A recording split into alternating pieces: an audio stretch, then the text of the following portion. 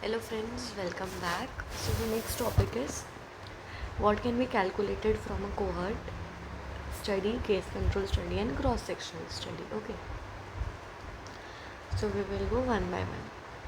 Cohort study. So cohort study is an analytical study in which a group of exposed and unexposed individuals free from the disease are followed over time to see the occurrence of disease. So it is prospective or retrospective, forward or backward. So what measures can be calculated? First is incidence, cumulative incidence or risk.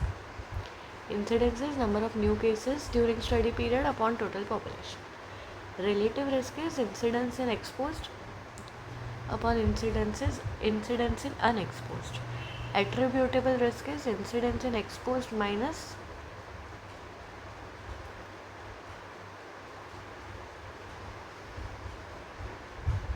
incidence in unexposed. Population attributable risk is incidence in population minus incidence in unexposed, and attributable risk percent is attributable risk divided by incidence in exposed into 100.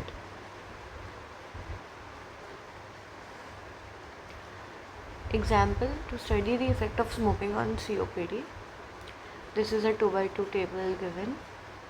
Incidence in exposed is 5%.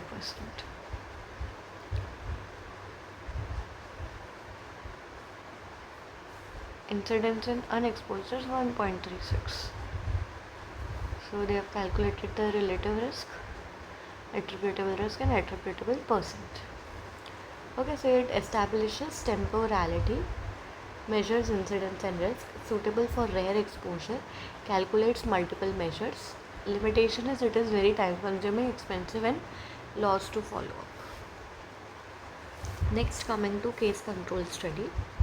Definition is analytical study in which subjects with the disease, which are the cases, and without the disease, which are control, are identified and their previous exposure is compared. Types is hospital based and community based. Measures that can be calculated is odds ratio. Odds ratio is odds of exposure in cases, odds of exposure in controls. Okay, so in a 2x2 table, it is A by C upon B by D. Okay. Here example is given. So it is used and efficient for rare diseases, less time and cost, can study multiple exposures. Limitations is incidence or risk directly cannot be calculated, recall bias, selection bias. Coming to cross-sectional study, it's an observational study in which data on exposure and outcome are collected simultaneously in a defined population at a particular point of time. Measure that can be calculated, prevalence. Total number of existing cases upon total population study. Point prevalence, period prevalence. Okay.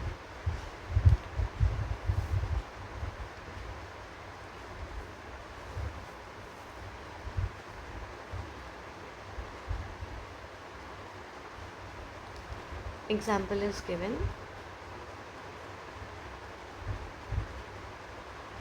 Uses estimates prevalence of disease, quick and economical, helps in planning health services. Limitation, cannot establish temporality, not suitable for rare diseases and cannot measure risk. So here the comparison is given. So that's it.